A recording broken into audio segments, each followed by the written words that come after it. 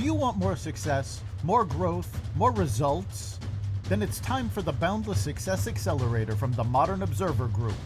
This isn't your average coaching program. It's where top performers come to dominate. Weekly group sessions, on-demand coaching, a community that's got your back, and a power-packed library of tools to supercharge your business and career. No more excuses, no more waiting.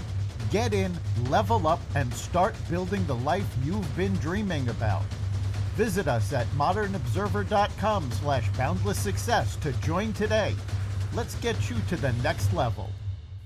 We're here because the news is being distorted. We're here because people are being inundated with misinformation on social media. We're here because people are being judged guilty until proven innocent. We are fighting back with facts. This is not a safe zone, so buckle up, Buttercup. This is the raw, naked truth.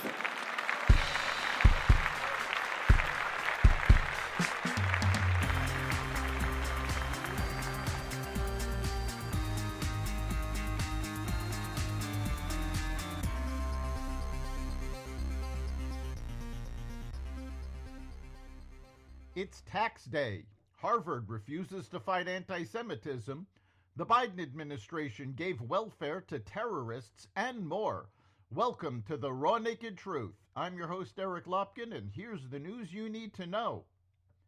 It's tax filing day, but the IRS has extended the deadline for at least 9 states impacted by recent natural disasters, including Alabama, Florida, Georgia, North Carolina, South Carolina, Alaska, New Mexico, Tennessee, and Virginia. The top 1% of U.S. earners paid 40% of all federal income taxes in 2022, the most recent year stats have been released for. Meanwhile, the bottom 50% of earners, nearly 77 million people, contributed just 3%. The Trump administration on Monday night said it was freezing $2.2 billion in grants to Harvard University over concerns about anti-Semitism on campus and other issues. The oldest and richest university in the U.S. refused to accept policy changes proposed by the Trump administration, which threatened to withhold $9 billion in federal funding over what it considers the school's insufficient response to anti-Semitism. In a letter to the Harvard community, the university's president said it will not surrender its independence or relinquish its constitutional rights, saying the government was unlawfully trying to dictate teaching and operations at Harvard. Hours later, the administration said it was freezing $2.26 billion in grants and contracts for Harvard. The response stands in contrast to fellow Ivy League university Columbia, which has agreed to several policy changes in hopes of getting federal funding restored. The U.S. General Services Administration and Department of Education responded with a statement detailing the freeze of $2.2 billion in multi-year grants and $60 million in multi-year contract value to Harvard. Harvard's statement today reinforces the troubling entitlement mindset that is endemic in our nation's most prestigious universities and colleges, that federal investment does not come with the responsibility to uphold civil rights laws, the federal agency said. The Trump administration on Monday unveiled a $9.3 billion rescission plan that seeks to eliminate all federal funding for NPR and PBS, as well as cut billions of dollars from USAID. Funding reductions include $1 billion for public media and $8 billion for USAID and State Department programs that the administration says conflict with its priorities.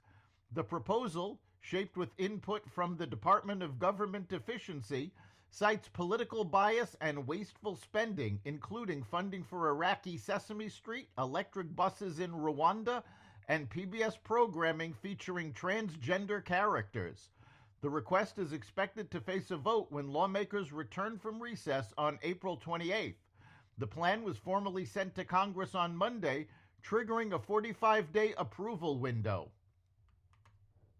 Yemeni militias are reportedly planning to launch a ground offensive against the Houthis, following a large-scale U.S. attack against the group, according to U.S. and Yemeni officials.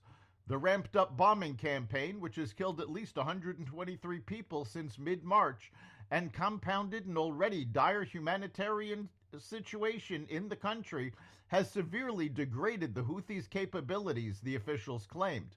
Strikes have targeted Sana'a, the port city of Hudaydah, and the Houthi stronghold of Sada, including densely populated areas. U.S. and Yemeni officials told the Wall Street Journal that Yemeni factions are planning to use these strikes on the Houthis as an opportunity to oust the group from some of their strongholds across the Red Sea coast. The Biden administration not only released a record number of known or suspected terrorists into the U.S., but also gave them Social Security numbers and taxpayer-funded welfare benefits, according to a new analysis by the Department of Government Efficiency. DOGE posted its latest findings of alleged government waste, fraud, and abuse, fully funded by Congress, in a post on X. Under the Biden administration, it was routine for Border Patrol to admit aliens into the United States with no legal status and minimal screening. So far, CBP identified a subset of 6.3 thousand individuals paroled into the United States since 2023 on the FBI's terrorist screening list. That's the Raw Naked Truth.